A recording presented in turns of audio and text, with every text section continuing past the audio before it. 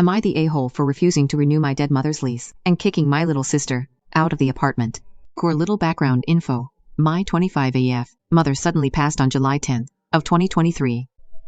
Her cause of death was pulmonary embolism, the same thing that took my Nana 4 years ago. From the moment they told me at the hospital that Mom didn't make it, I've been guilted and pressured into things I didn't want to do or feel comfortable doing. Now, on to the big issue at hand. On the day of my mother's death, both my sister, 20F, and my father, 60M, from whom my mother had been divorced for over a decade, suggested the idea that I break my lease and move into my mother's apartment, which was where sibling was living at the time of our mom's untimely death. It was less of a suggestion and more subliminally planting the idea into my head, knowing that I was extremely vulnerable at the time, and they could use that to their advantage.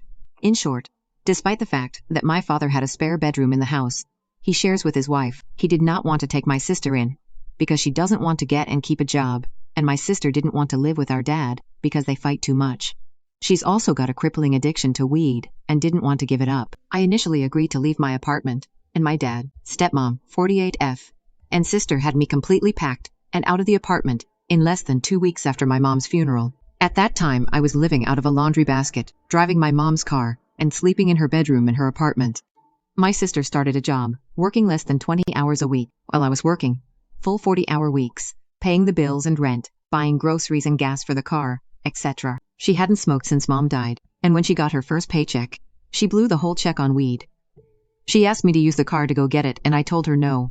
She waited until I went to bed and took the car anyway, and bought the weed. Fine, whatever. What I didn't know, until a few days later, was that she'd spent $120 out of her $150 paycheck to buy a full ounce of weed. I told my dad about it and offered to come to Mom's apartment and talk with her about the next day. This leads into what I call the day of the door. I had asked my father the night before to please not come over the next day, as I had a video therapy appointment that morning at 11 o'clock. I took the car to the dollar store parking lot across the street for more privacy. At 11:00 on the dot, as I'm waiting for my therapist to join the call, I receive a phone call from my father asking me where I am, why I'm not at the apartment, etc. I explained to him that I was in the car about to hop on my therapy call, and then he told me that I should have been there. His reasoning, that a whole bunch of shit just went down, and my sister's door was now broken.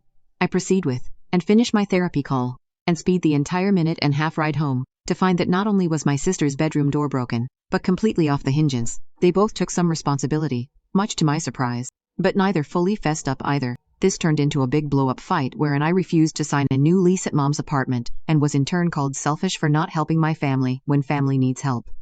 My father had stated prior to this that it was my responsibility to help my sister get back on her feet, so he began to try to use this as a reason to call me selfish. I told him I can't help someone who doesn't want to help themselves, and I know for sure that she isn't going to help me.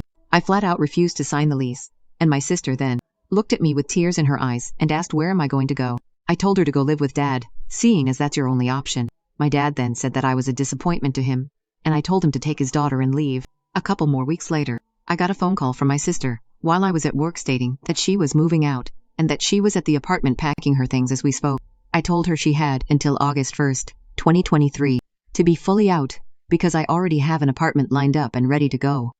My dad and sister are unbelievably pissed off, but at this point, with all the hell they've put me through, I don't think I can muster up the strength to care anymore. Am I the a-hole? Edit. Also, they don't know my new address, and I think I'm going to keep it that way for the time being. I'll post updates as I move and this dumpster goes up in flames.